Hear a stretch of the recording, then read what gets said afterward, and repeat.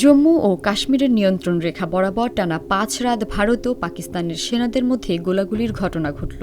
ভারতীয় সেনাবাহিনীর বরাত দিয়ে এনডিটিভি জানিয়েছে, গত সপ্তাহে পেহেলগামে সন্ত্রাসী হামলার পর ভারত ও পাকিস্তানের মধ্যে যখন উত্তেজনা বাড়ছে, ঠিক সেই পরিস্থিতিতে কুপওয়ারা ও বারামুল্লা জেলার বিপরীত এলাকা এবং আখানুর সেক্টরে এই গোলাগুলি হয়েছে। ভারতীয় সেনাবাহিনীর বিবৃতিতে দাবি করা হয়েছে, ২৮ এপ্রিল দিবাগত রাতে পাকিস্তান সেনাবাহিনী কুপওয়ারা ও বারামুল্লা জেলার বিপরীত এলাকা এবং আখনুর সেক্টরে বিনা প্ররোচনায় ছোট অস্ত্র দিয়ে গুলি চালিয়েছে। ভারতীয় সেনাবাহিনী এই উস্কানির যথাযথ ও কার্যকর জবাব দিয়েছে।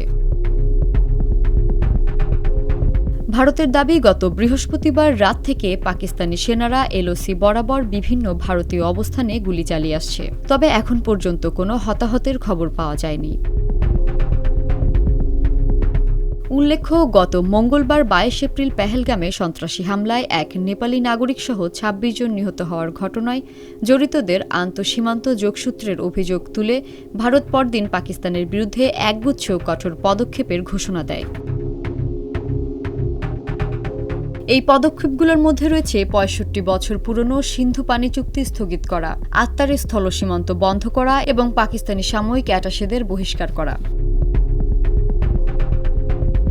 এর প্রতিক্রিয়ায় ইসলামাবাদ নয়াদিল্লির সঙ্গে ১৯৭২ সালের সিমলা চুক্তি সহ সমস্ত চুক্তি স্থগিত করার হুমকি দিয়েছে।